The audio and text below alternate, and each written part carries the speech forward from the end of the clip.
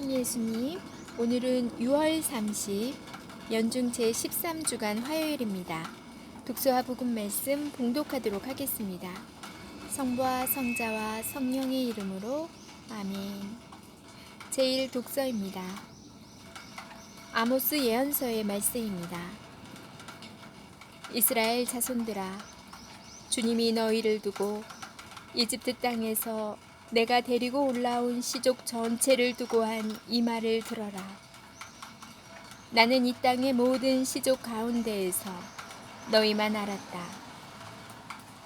그러나 그 모든 죄를 지은 너희를 나는 벌하리라. 두 사람이 약속하지 않았는데도 같이 갈 수 있겠느냐? 먹이가 없는데도 사자가 숲속에서 으르렁거리겠느냐? 잡은 것이 없는데도 힘센 사자가 굴 속에서 소리를 지르겠느냐? 미끼가 없는데도 새가 땅에 있는 그물로 내려앉겠느냐? 아무것도 걸리지 않았는데 땅에서 그물이 튀어오르겠느냐? 성읍 안에서 뿔나팔이 울리면 사람들이 떨지 않느냐? 성읍에 재앙이 일어나면 주님께서 내리신 것이 아니냐? 정녕 주 하느님께서는 당신의 종 예언자들에게 당신의 비밀을 밝히지 않으시고는 아무 일도 하지 않으신다. 사자가 포효하는데 누가 두려워하지 않을 수 있으랴? 주 하느님께서 말씀하시는데 누가 예언하지 않을 수 있으랴? 나 하느님이 소돔과 고모라를 뒤엎은 것처럼 너희를 뒤엎어버리니 너희가 불 속에서 끄집어낸 나무 토막처럼 되었다. 그런데도 너희는 나에게 돌아오지 않았다. 주님의 말씀이다. 그러므로 이스라엘아, 내가 너에게 이렇게 하리라. 내가 너에게 이렇게 하리니 이스라엘아, 너의 하느님을 맞이할 준비를 하여라. 주님의 말씀입니다. 하느님, 감사합니다. 복음 말씀입니다. 마테오가 전한 거룩한 복음입니다. 그 무렵 예수님께서 배에 오르시자 제자들도 그분을 따랐다. 그때 호수에 큰 풍랑이 일어 배가 파도에 뒤덮이게 되었다. 그런데도 예수님께서는 주무시고 계셨다. 제자들이 다가가 예수님을 깨우며 주님, 구해 주십시오. 저희가 죽게 되었습니다. 하였다. 그러자 그분은 왜 겁을 내느냐? 이 믿음이 약한 자들아 하고 말씀하셨다. 그런 다음 일어나셔서 바람과 호수를 꾸짖으셨다. 그러자 아주 고요해졌다. 그 사람들은 놀라워하며 말하였다. 이분이 어떤 분이시기에 바람과 호수까지 복종하는가? 주님의 말씀입니다. 그리스도님 참여합니다. 잠시 묵상하겠습니다. 2005년 외국의 어느 극장에 화재가 발생하여 최소 30명이 숨지고 45명이 부상을 당한 일이 있었습니다. 극장 안에는 천여 명의 관객이 연극을 관람하는 중이었는데 무대 커튼에서 불씨가 피어올라 화재가 시작되었고 그것이 대형 참사로 번진 것입니다. 희생자 가운데 상당수는 화재에 놀라 긴급히 대피하는 과정에서 발에 밟혀 숨졌다고 합니다. 화재 자체보다도 발에 밟혀서 죽은 사람이 많았다는 사실이 우리에게 던져주는 의미가 크다고 생각합니다. 왜 발에 밟혀 숨진 사람들이 더 많았을까요? 어쩌면 화재보다도 화재에 따른 지나친 걱정과 공포심이 오히려 더 큰 인명피해를 낳았는지도 모릅니다. 심리학자 어니 젤린스키에 따르면 우리가 하는 걱정의 40%는 현실에서 벌어지지 않을 일이라고 하고 30%는 이미 일어난 일에 대한 것이라고 합니다. 22%는 걱정하기에는 지나치게 사소한 것이며 4%는 자신이 전혀 손 쓸 수 없는 일들에 대한 걱정이라고 합니다. 이렇듯 우리의 걱정 가운데 96%는 지나치고 쓸데없는 것입니다. 결국 걱정하여 문제가 해결되는 경우는 나머지 4%에 불과합니다. 오늘 복음에서 제자들은 지나친 걱정을 하며 이렇게 말하였습니다. 주님, 저희가 죽게 되었습니다. 주님과 함께 있으면서도 풍랑이 있는 것을 보고 죽을 지경이라고 생각하는 제자들의 모습이 혹시 우리의 모습은 아닐는지요? 지나친 걱정에 사로잡혀 지금 죽을 지경이야 하고 신음하고 있는지 있지는 않은가요? 예수님께서 말씀하십니다. 왜 겁을 내느냐? 이 믿음이 약한 자들아. 그렇습니다. 우리가 하는 대부분의 걱정은 부질없는 것입니다.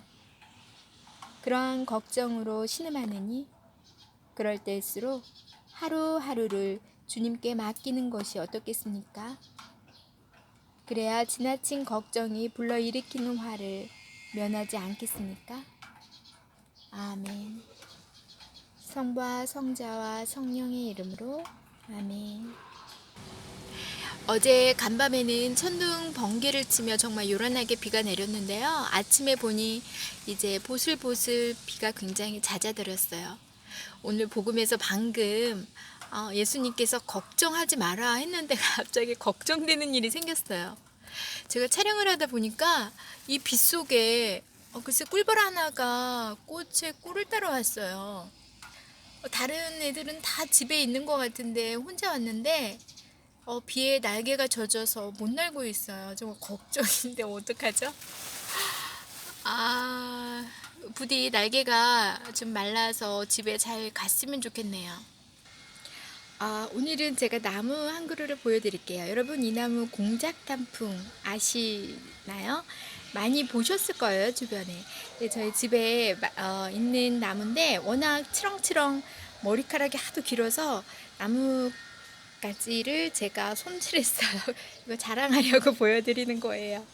사실은 얘네가 이 나무의 중간쯤까지 축축 처지는 그 맛으로 보는 거는데 벌레도 생기고 또 길가 이렇게 지나다니면서 많이 이렇게 걸려서 좀 제가 많이 쳤거든요. 아이들이 버섯머리래요. 저는 너무 귀엽게 잘랐다고 생각했는데 사실 저희 그 시어머니께서 아직도 연세가 있으시지만 미용 일을 하시거든요. 미용사세요. 그래서 제가 아주 예전에 좀 배웠어요. 그게 뭐 나무 자르는 거하고는 상관은 없지만 그래서 저희 아이들과 가족은 잘라줬어요. 그래서 어렸을 땐 다 저렇게 아이들을 버섯머리로 잘라놨거든요. 저는 일단 너무 귀여운데 아이들이 지금 그때 사진을 보면 그래서 지금도 버섯이 싫대요. 안 먹어요. 그래서 예전에는 내가 연습을 잘해서 정말 지금 어르신들 또 형편이 좀 안 되시는 분들을 머리를 잘라드려야겠다. 무료 봉사를 해드려야겠다. 그런 마음도 있었는데 어렸을 때 조카 머리를 잘랐는데 조카가 울더라고요. 그래서 그 꿈은 좀 접었어요. 그래서 지금은 저희 가족 말없이 잘라주는 가족을 마루타로 삼아서 실습만 하고 있답니다. 제가 아침에 일어나서 주중에 하는 일 중에 하나가 늘 아이들을 깨우면서 학교 가야 되니까 일어나 하면서 깨우는 일이에요. 코로나 때문에 왜 가냐고요?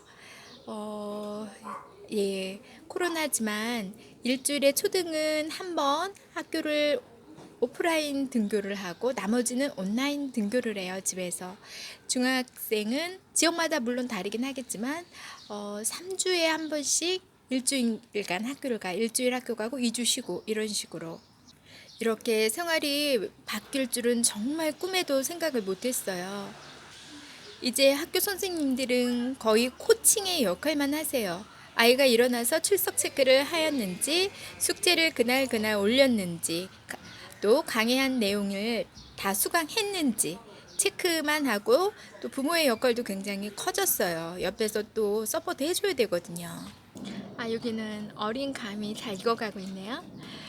그래서 이렇게 큰 변화가 지금 우리 뭐 학생과 한 가정들의 변화가 아니라 다른 모든 면에서 이 코로나가 엄청나게 변화시켜 놓은 것 같아요. 길거리에 가다 보면, 차를 타고 가다 보면 빈 상가도 굉장히 많아요. 그 상가에 있어야 할 그런 모든 가게들이 다 이제 온라인으로 자리를 옮긴 것 같아요. 그래서 발빠르게 움직이지 않고 변화하지 않으면 굉장히 도태돼 버리고 여기서 낙오되는 게 아닌가라는 걱정이 생기더라고요. 그래서 전 지구가 이번을 계기로 인류가 변하면서 진화하는 건 아닌가라는 좀 생각이 들더라고요. 정말 예전에 영화로만 보았던 SF의 한 장면 같은 일들이 현실에서도 벌어지는 게 좀 어떤 면에선 편리하면서도 어떤 면에서는 과연 올바로 잘 변하고 있는가 두려운 마음도 있어요. 근데 오늘 예수님께서 걱정하지 말라. 두려워하지 말고 걱정하지 말라고 하세요. 그래서 어떠한 변화가 크게 몰아쳐도 변하지 말아야 할 것은 변함없이 가야겠구나. 또 세상 모든 것이 엄청나게 변한다 하더라도 주님과 함께 가고 있고 주님 말씀을 따라가는 것은 변하지 말아야 하는 진리겠구나. 또 한번 묵상해 보았어요. 여러분, 요즘 시대가 좀 많이 걱정스러우시죠? 너무 걱정하지 마시고, 걱정한다고 해서 된다는 과학적인 사실도 없잖아요. 그러니까 걱정하지 마시고 날마다 충실하게 주님 말씀 따르면서 변함없는 믿음으로 하루하루 살아가야겠다 기도해 보았습니다. 오늘 하루도 잘 보내시고요. 전 내일 다시 만날게요.